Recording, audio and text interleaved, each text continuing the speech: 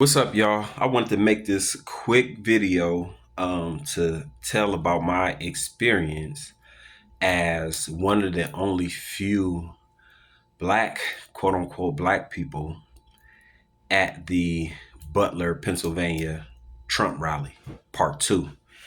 As y'all know, he decided to go back to the place that he was almost assassinated.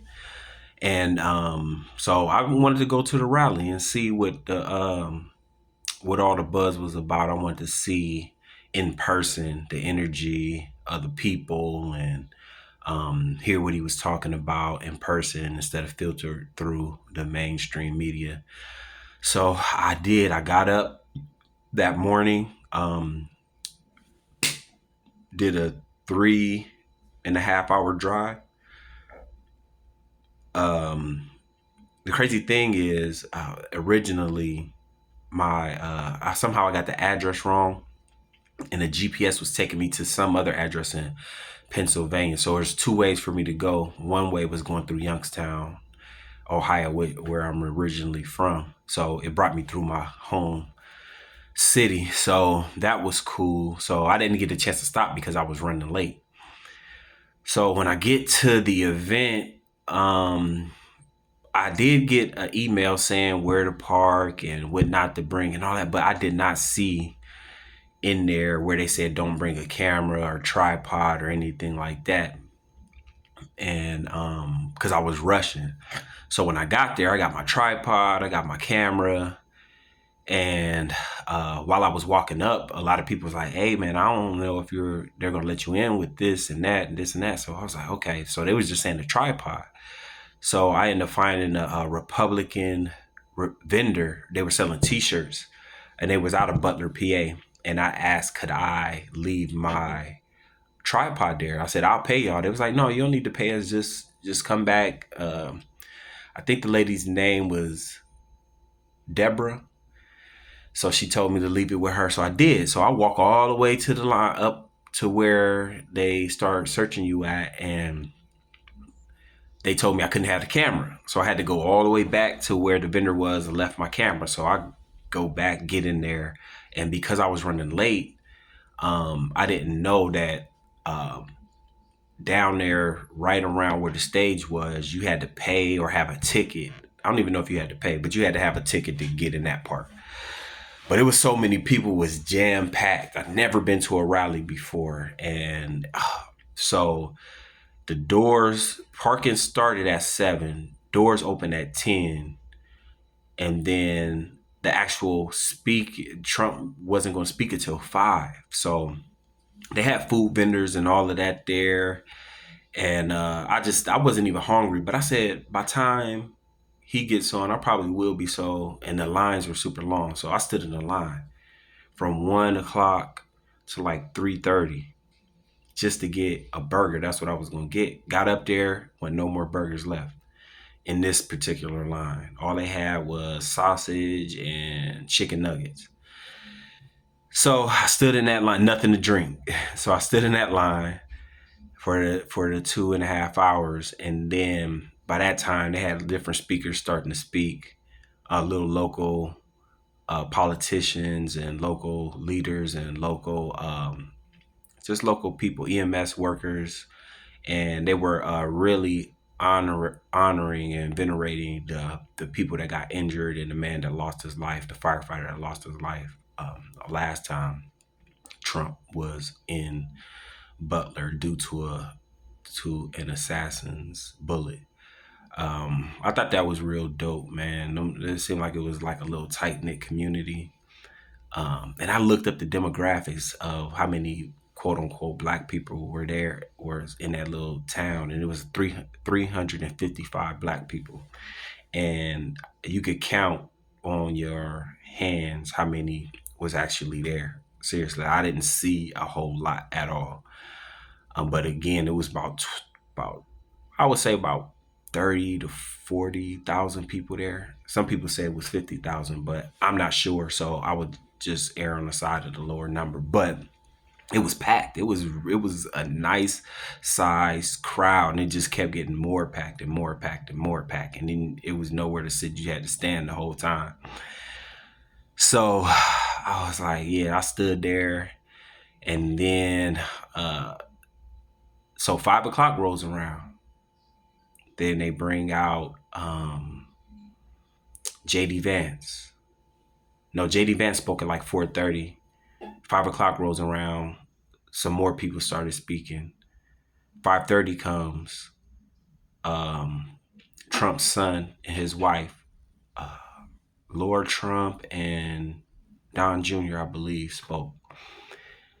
And then 6 o'clock rolls around.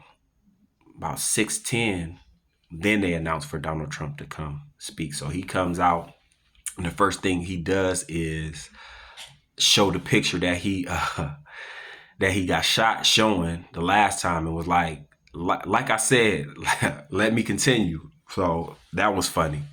I thought that was real funny. And also, man, when I say listen, I told my friend that I was on my way to the Trump rally. First thing she said was, be safe. Like she was scared, from all the stuff she heard.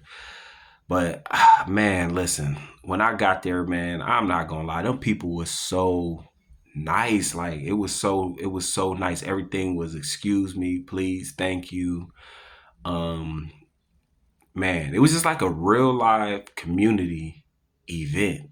You know what I'm saying? There wasn't no hatred. I didn't see no hatred. I didn't get no sideways looks. I got a lot of questions. I got a lot of compliments. Man, I had some ladies ask me what kind of cologne I was wearing. They said whatever it is. I told them I just mixed up a bunch of oils and different colognes. It's like whatever that is. It's like you need to bottle that up and sell that because that smells amazing. And then somebody else was telling me, they like my salt and pepper. They said it makes me look very distinguished. Like everybody was real cool, man. And I had so many different, I'm a introvert. I had so many different conversations with people, and it wasn't all about politics. It was about everything. You know what I mean? People was coming from all over. And then they hear me talking about I was coming from where I was coming from, and we just got to talking, man. We got to talking, and then sometimes we did talk about the state of the country, and we were all in agreement that something has to change. I'm not sure if Trump is the answer or not, but something has to change. But yeah, and then so me having to leave my camera,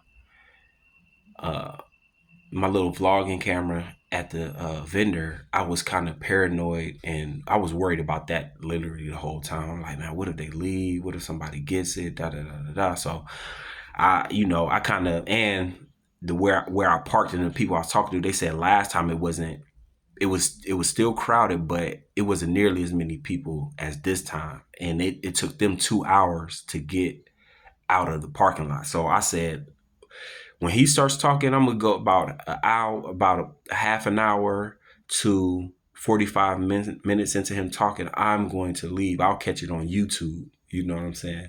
I'll go on YouTube and catch it, but I got to get out of here because I gotta work tomorrow.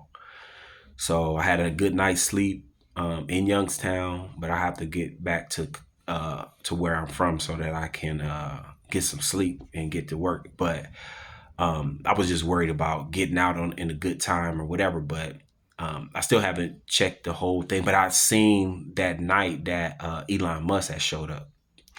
Now, if I would have known, and they said he did announce that he was going to be there, if I would have known that he was going to be there, I would have stayed to the end. I would have stayed to the end and just took my little 2 hour in the parking lot punishment. But yeah, I just watched that speech, but I want to watch the end of Trump's speech. But man, listen, don't let nobody fear monger you, put no fear in you to go anywhere. Like, go see for yourself. That's what I wanted to do. I wanted to go see for myself. I really wanted to vlog and interview people, but a lot of people's phones were not working.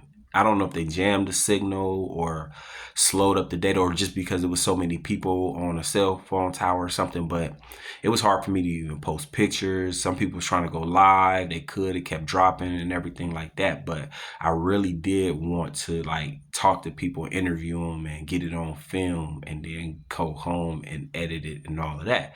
But I'm glad I went. Will I be going to another one? No, because I watched plenty of Trump speeches, and I probably go to a Democratic one, a Democratic rally, just to see the crowd size and see what people are saying and how they act. But yeah, Butler, PA, uh, part two. It was pretty dope. I'm not gonna lie. It was a fun time. Um, a lot of standing around. My legs was hurting, my back was hurting, but I think it was worth it for the experience. Um, yeah, I would recommend it. I in Butler, I'm not sure about anywhere else in the country and all of that, but in Butler, I can say that, man, it was like a community thing, and man, it had me driving home looking at houses for sale and land and all that. I'm like, man, that's a nice little area. I like this. You know what I'm saying? So I would just say, if you're going to go, go. Don't worry about what people say. And if you're still going to vote for whoever you're going to vote for, go anyway. What's the harm in listening to somebody else's point of view? What's the harm in that? That's what I don't understand. I don't understand people that totally shut down from different viewpoints or different information. If you think it's cap or a lie or whatever, you got all the right to. Don't believe it. Go look it up. Do your own research. I hate even saying that because it's just common sense to me. I can listen to anybody. That don't mean I gotta take everything they say and run with it. I'm a grown man. I'm a thinking man. So that's what I want y'all to be. Thinking people. Just think for yourself, man, and don't take nobody's word for something. Go see for yourself. Go see for yourself. That's all I want to say. Peace and love.